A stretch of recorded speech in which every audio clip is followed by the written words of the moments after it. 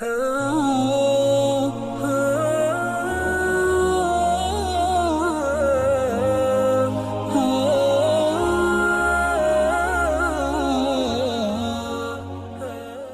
सवाल यह है कि कभी कभी इमाम के साथ तकबीर कहना भूल जाता हूँ।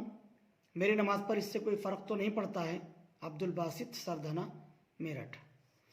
देखिए, जो तकबीरात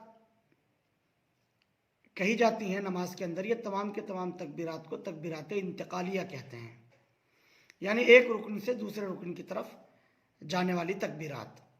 उसमें अल्लाहु अकबर का लफ्ज़ भी है और जो समी अल्लाहु लिमन हमीदा वगैरह कहते हैं, रब्बना वलकल हम्द कहते हैं, सब चीज़ें उसी में आती हैं। ये तकबीरात इंतकालिया हैं।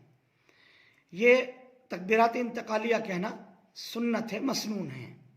इमाम नमाज पढ़ाते हुए इनको ज़ोर से कहेगा और जो मुक्तदी हजरात हैं वो उनको आहिस्ता आवाज़ से कहेंगे। और अगर इमाम के पीछे नहीं पढ़ रहे हैं, अपनी नमाज पढ़ रहे हैं, तब भी तकबीरात इंतकालिया का कहना सुन्नत ही है, ये मसनून ही है। तो अगर ये तकबीरात इंतकालिया भूल से कभी रह गई तो नमाज तो हो जाएगी, सजदा सहू भी लाजिम नहीं होगा, अलबत्ता ये अमल खिलाफ सुन्नत है। तो ऐसा नहीं करना चाहिए। कोशिश करनी चाहिए कि अगर इमाम के पीछे पढ़ रहे हैं तब भी इन तकबीरात का ख्याल रखें, इनफिरादी तौर पर नमाज पढ़ रहे हैं तब भी इन तकबीरात का ख्याल रखें। अलबत्ता इतना ज़रूर है कि अगर ये तकबीरात कहना भूल गए या छूट गई हैं और रुकुन में चले गए या रुकुन से वापस आ गए तो सजदा सहू बहरहाल लाजिम नहीं होगा, नमाज बगैर सजदा सहू के ही हो जाएगी।